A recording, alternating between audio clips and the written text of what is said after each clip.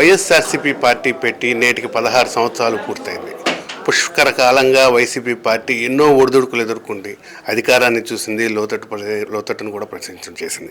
అయితే ఈ పరిస్థితుల్లో పార్టీ భవిష్యత్తు ఎలా ఉండబోతుంది, పార్టీ భవిష్యత్తు కోసం ఎలాంటి కార్యాచరణ తీసుకున్నారని పార్టీ జిల్లా అధ్యక్షులు కాకాని గోవర్ధన్ రెడ్డి గారిని అడిగి తెలుసుకునే ప్రయత్నం చేశారు. సార్ నమస్తే సార్. వైసీపీ అంటేనే చాలా ఒడిదుడుకు నుంచి కింద నుంచి వచ్చింది, పై అధికారం చూసింది, మళ్ళీ కింద ఉంది, ప్రతిపక్షం అధికార పక్షం రెండూ చూస్తూ ఉంది. ఈ పరిస్థితుల్లో భవిష్యత్తులో ఎలాంటి కార్యాచరణ చేయబోతున్నారు?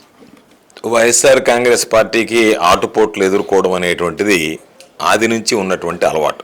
జగన్మోహన్ రెడ్డి గారి నాయకత్వాన్ని అనేక సందర్భాల్లో మనం మాట్లాడుకున్నాం. బహుశా ఎన్టీ రామారావు గారు పార్టీ పెట్టినప్పుడు కూడా పెట్టిన వెంటనే అధికారంలోకి వచ్చి ఉండకపోతే ఆ పార్టీని కూడా మూసి ఉండేసేవాడు.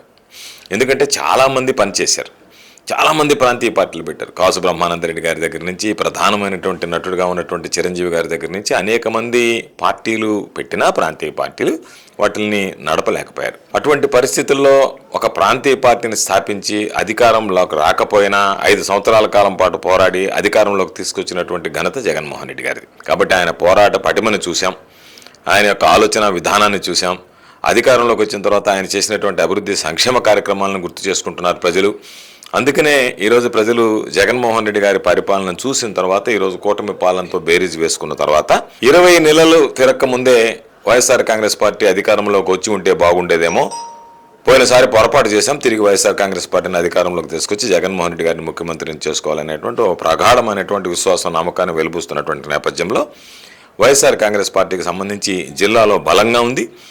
ఏ రోజు ఎన్నికలు వచ్చినా సరే నెల్లూరు జిల్లాలో వైఎస్ఆర్ కాంగ్రెస్ పార్టీ ఉమ్మడి నెల్లూరు జిల్లాలో 10 శాసనసభ స్థానాలు, కందుకూరు అసెంబ్లీతో పాటు 2 పార్లమెంటు స్థానాలను కూడా, తిరుపతి నెల్లూరు పార్లమెంటు స్థానాన్ని కూడా వైఎస్ఆర్ కాంగ్రెస్ పార్టీ చేజిక్కించుకోబోతుంది.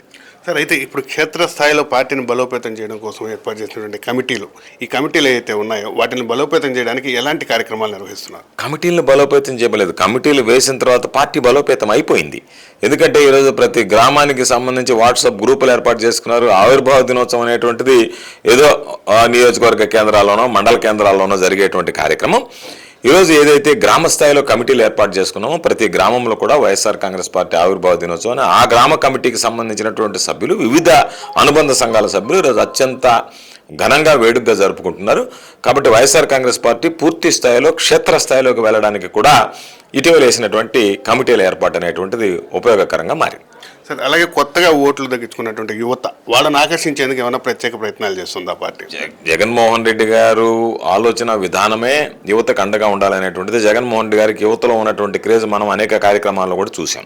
కాకపోతే చంద్రబాబు నాయుడు నేను 20 లక్షల ఉద్యోగాలు ఇస్తాను, 3,000 రూపాయల నిరుద్యోగ భృతి ఇస్తానని నమ్మబలికి పాపం నిరుద్యోగుల్ని ఆ రోజు ఆకర్షించి అధికారంలోకి వచ్చిన తర్వాత వాళ్ళని మోసం చేశాడు.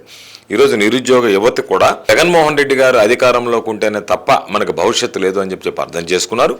ఖచ్చితంగా రాబోయేటువంటి రోజుల్లో జగన్మోహన్ రెడ్డి గారు పాదయాత్ర పూర్తయిన తర్వాత నిరుద్యోగులకు సంబంధించి కూడా మేనిఫెస్టోలో ఈ ప్రభుత్వం ఏమి చేయాలి, ఏమి చేయబోతుంది అనేటువంటి దాని మీద కూడా స్పష్టత ఇవ్వడం జరుగుతుంది.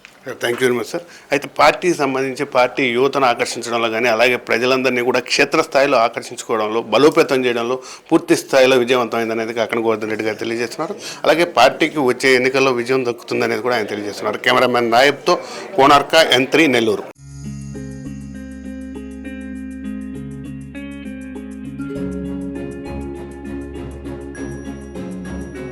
పెద్దమ్మాయిలాగే చిన్నమ్మాయి పెళ్లి కూడా గ్రాండ్ గా ఎలా చేద్దామని ఆలోచిస్తున్నారా? అవును, వాళ్ళిద్దరూ నా 2 కళ్ళతో సమానం కదా.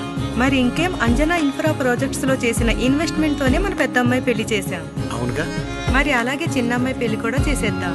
అంటే అంజనా ఇన్ఫ్రా ప్రాజెక్ట్ లో మళ్ళీ ఇన్వెస్ట్ చేద్దాం అంటావా? మళ్ళీ కాదు, మళ్ళీ మళ్ళీ.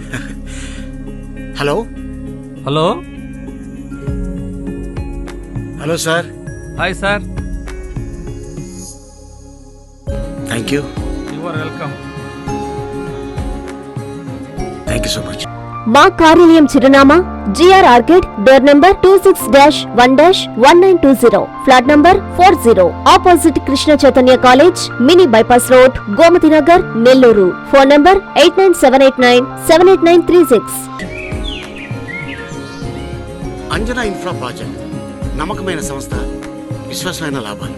మన ఎంపికే మన భవిష్యత్తు.